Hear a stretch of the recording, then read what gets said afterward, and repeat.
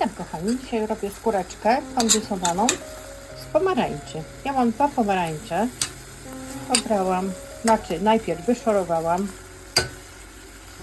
wymoczyłam, wyparzyłam, obrałam, odgotowałam i teraz robię z nich właśnie tą skóreczkę.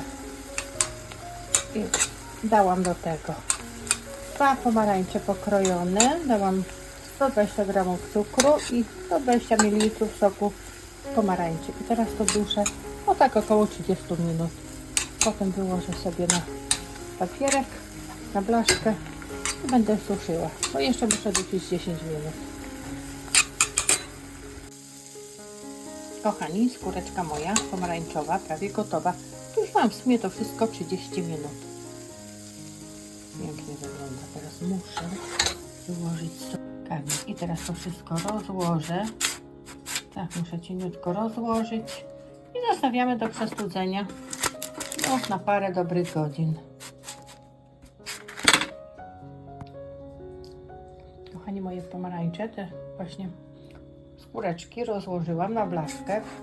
Teraz zostawiam na co najmniej 6 godzin, żeby sobie dobrze zastygły. A potem pokroimy w kosteczkę i będą pyszne do różnych ciast.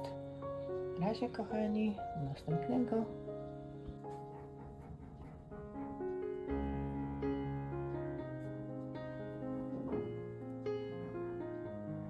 Kochani, i tak wygląda skórka kandyzowana z pomarańcza, którą zrobiłam i będę ją przechowywała w lodówce.